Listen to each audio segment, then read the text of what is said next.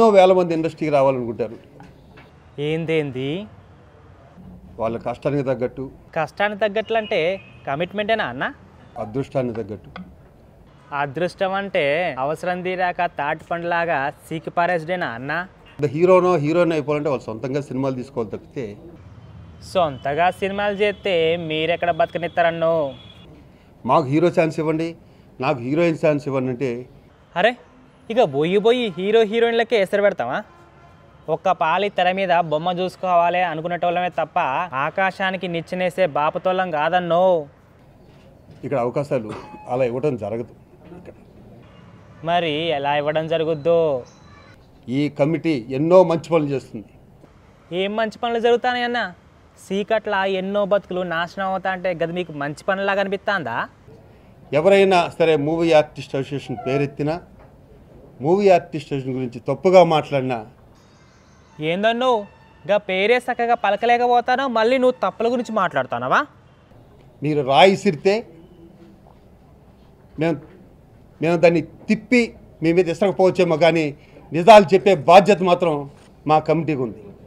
ఏం చెప్తివన్నా? ఏం చెప్పినావు పో. నిన్న ఆ అమ్మాయి మాట్లాడిన దాంట్లో ఒక్కటి కూడా నిజం లేదు. అట్లనా? మరి మీరు మాట్లాడిన దాంట్లో ఏం నిజం ఉందన్నా? నువ్వు కూడా నలుగురిలో నారాయణ లెక్కనే చెప్పబడితేగా. ఆ అమ్మాయికి పబ్లిసిటీ కోసమే. అరే గా పొల్ల అన్యాయం జరిగిందనంటే అది మీకు చీప్ అనిపిస్తుందా అన్న? ఎవరైనా సరే ఒక ఆర్టిస్ట్కి జరిగిందనుకోండి, మూవీ ఆర్టిస్ట్ స్టేషన్కి వచ్చి కంప్లైంట్ ఇవ్వచ్చు. ఇస్తే ఏం చెప్తారన్నా? బయటికి పొక్కకుండా కప్పి పెడతారా అయింది? మీ చీప్ పబ్లిసిటీ కోసం మాట్లాడితే మాత్రం ఊరుకునేది లేదు. అరే గా పొల్ల అన్యాయం జరిగిందనంటే అది మీకు చీప్ అనిపిస్తుందా అన్న? ఇలాంటి వ్యక్తులను మూవీ ఆర్టిస్ట్ స్టేషన్ ఎంకరేజ్ చేయదు. మరి ఎవరికి చేస్తుందన్నా? శీలం పోయినా నోరు మూసుకొని కూర్చునేటోళ్ళకి చేస్తుందా? ఈ అమ్మాయికి కార్డు ఇవ్వటం అన్నది జరగదు. అంతేకాదు మా 900 మంది సభ్యులు ఈ అమ్మాయితో యాక్ట్ చేయరు. అబ్బో చెప్పినవుతి ఇస్తుంటారా అంటే ఇల్లంతా నాదే అన్నాడట నీ అసంటోడు. ఇదేమైనా నీ జాగీరా జయం అనడానికి? చీప్ పబ్లిసిటీ కోసం ఇంకా అత్తమాటు ఛానల్స్లో కనిపిస్తున్నాను కదా అని బట్టలు ఇప్పుకు తిరిగితే మేము మెంబర్షిప్ ఇచ్చేస్తే చాలామంది తిరుగుతారు బట్టలు ఇప్పుకొని. ఎవరు తిరిగినరా గుడ్డలిప్పి? నాకైతే తెలియదు. నీ ముందు తిరిగినరా నలుగురిలో తిరిగినరా? మాకు కొన్ని రూల్స్ ఉంటాయి. ఏందన్నా మీ రూల్స్? ప్రతి చిన్న కంప్లైంట్ వస్తే ఒక అమ్మాయి వచ్చి మన కంప్లైంట్ ఇచ్చింది. ఆ వ్యక్తిని పిలిపించాను, 24 క్రాప్స్లు పిలిపించి అమ్మాయి కాళ్ళు పట్టించి పంపించాను నేను. ఎవరన్నాగా బాబు? కాళ్ళు పట్టించిర్రా కాంప్రమైజ్ చేసిర్రా? ఇవన్నీ మేము బయట చెప్పుకుంటామా? చెప్పుకోంగా. చెప్పుకోకపోతే గసంటోళ్ళకి బుద్ధి ఎట్లొస్తుందన్నా? ఇది నిజం కాదు. అసలు ఏం జరిగింది ఈ అమ్మాయికి చెప్పడం కోసం ఈరోజు ప్రెస్ మీట్ పెట్టడం జరిగింది. అట్టనా? ఇలాంటి మానసిక రుగ్మతలు ఉన్న మీరు కూడా ఎంకరేజ్ చేయొద్దండి. ఏందేంది ఇదంతా మానసిక రుగ్మతలు ఎగ్గొడతాను ఏంది నీకు? పిల్లలు ఉంటున్నారు వాళ్ళు బూతులు, మా అమ్మాయి బూతులు మాట్లాడుతుంటే మనం సభ్య సమాజంలో ఉన్నామనిపిస్తుంది. అబ్బో మీ సినిమాల కంటే ఎక్కువేం కాదన్ను. మీ సినిమాలు చూస్తే పోరగాళ్ళు పాడుగారా అయింది. ఎంత అద్భుతంగా ఉంది ఇక్కడ సినిమా ఇండస్ట్రీ, ఎంత అద్భుతంగా ఉంది. అవునన్ను ఈ ముచ్చట ఇప్పుడు అందరు మాట్లాడుకుంటారు, ఇక మన ఇద్దరమే మాట్లాడుకోవాలి. ఆవిడ మా కుటుంబంలో ఒక వ్యక్తి.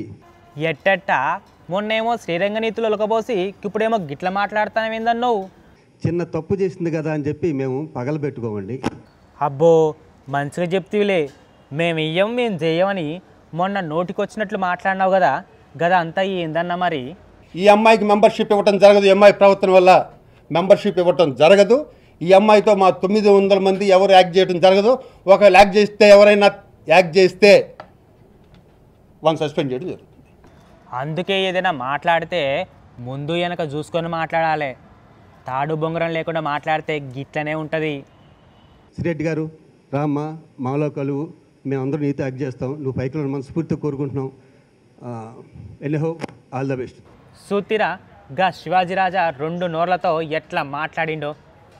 గా పొల్ల న్యాయం చేయండి మొర్రో అంటే ఎవడు పట్టించుకోలే. పైగా ఎవడికి నోటుకొచ్చినట్లు వాడు కూసిండు. అందుకేగా అందరూ ఇప్పుడు నోరు విప్పి చెప్పబట్టే. గా పొల్ల సంటోళ్ళ కష్టాలు ఎప్పుడు తీరుతాయో, ఏ న్యాయం చేస్తారో చూడాలి.